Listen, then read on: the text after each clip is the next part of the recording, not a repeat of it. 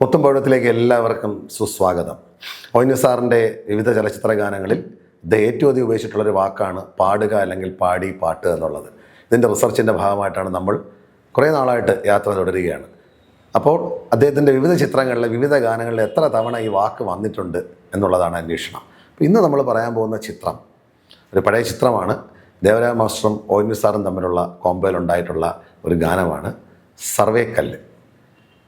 നിങ്ങൾ മിക്കവരും കണ്ടിട്ടുണ്ടായിരിക്കണം, പഴയ തലമുറയിൽ എല്ലാവരും കണ്ടിട്ടുണ്ടായിരിക്കും. ടി വിയിലേക്ക് ഒരുപാട് തവണ വന്നിട്ടുള്ള ചിത്രമാണ്, ഞാൻ കണ്ടിട്ടുണ്ട്. ഇതിൽ മനോഹരമായ ഗാനങ്ങളുണ്ട്. അപ്പോൾ ഈ ഗാനങ്ങളിൽ ഏതെല്ലാം ഗാനങ്ങളിൽ എവിടെയൊക്കെയാണ് ഈ പദം വന്നിരിക്കുന്നതെന്ന് നമുക്ക് ഒന്ന് അന്വേഷിക്കാം.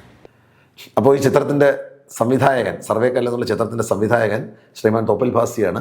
സംഗീത സംവിധായകൻ ഞാൻ പറഞ്ഞല്ലോ ദേവരാജ മാസ്റ്ററാണ്. അപ്പോൾ ഒ.എൻ.വി. സാറുമായിട്ടുള്ള കോംബോയിൽ മാധുര്യമ്മ പാടിയ ഹൃദയം ഉറങ്ങുന്നൊരു ഗാനമുണ്ട്. വിപഞ്ചിക്കേ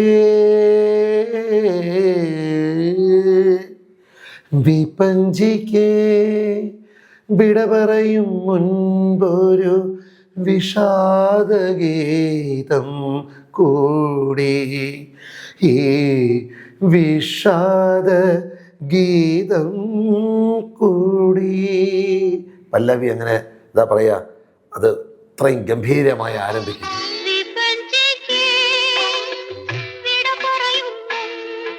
തപ്തസ്മൃതികളെ താരാട്ടു പാടുമ്പോൾ പൊട്ടിക്കരഞ്ഞു പോയി പിന്നെ നമ്മൾ. കണ്ടോ, തപ്തസ്വരങ്ങളെ താരാട്ടു പാടുമ്പോൾ പൊട്ടിക്കരഞ്ഞു പോയി പിന്നെ നമ്മൾ. കണ്ടോ, താരാട്ടു പാടുമ്പോൾ എന്നുള്ള വാക്ക് ഈ ഗാനത്തിൽ അദ്ദേഹം ഉപയോഗിച്ചിട്ടുണ്ട്.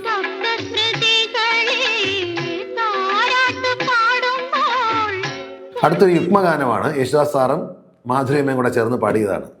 പൂത്തുമ്പി പൂവൻ തുമ്പി നീ എന്തേ തുള്ളാത്തൂ തുള്ളാത്തൂ, പൂവ് പോരാഞ്ഞോ പൂക്കൂട പോരാഞ്ഞോ, നീ എന്തേ തുള്ളാത്തൂ തുള്ളാത്തൂ. കണ്ടോ, ഇങ്ങനെയാണ് തുടങ്ങുന്നത്. പൂത്തുമ്പി പൂവൻ തുമ്പി നീ എന്തേ.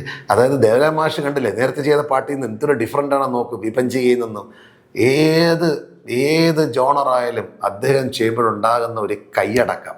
അപ്പൊ പല്ലവി ഇങ്ങനെയാണ് ഈ പാട്ടിൽ ആരംഭിക്കുന്നത്.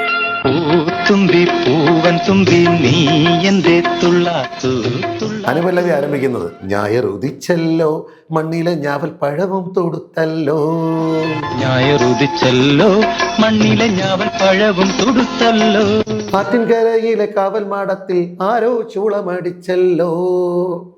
അടുത്ത വരി ഇങ്ങനെയാണ് പറയുന്നത്, ആരോ ചൂളമടിച്ചല്ലോ.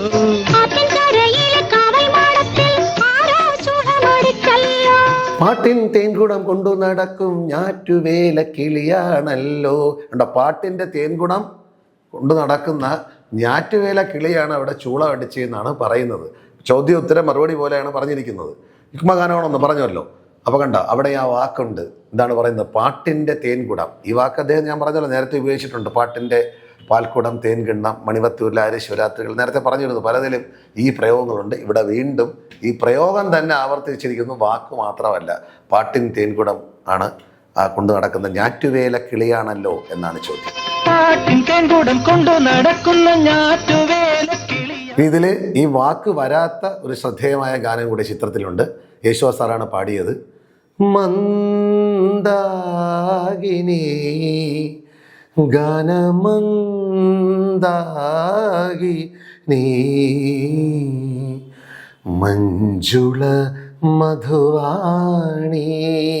നോക്കൂ, എന്ത് ഡിഫറെൻ്റ് ഗാനങ്ങളാണ്. അപ്പോൾ നമ്മളിന്ന് പ്രതിപാദിക്കുന്ന സർവേക്കല്ല് എന്നുള്ള ചിത്രത്തിലെ രണ്ട് ഗാനങ്ങൾ നമ്മൾ ആ പാട്ട് പറഞ്ഞു. ഇപ്പോൾ ഈ പാട്ടും ഇതിൽ ഈ വാക്കില്ല. അപ്പോൾ ഇന്ന് നമ്മൾ തൽക്കാലം യാത്ര പറയുകയാണ്.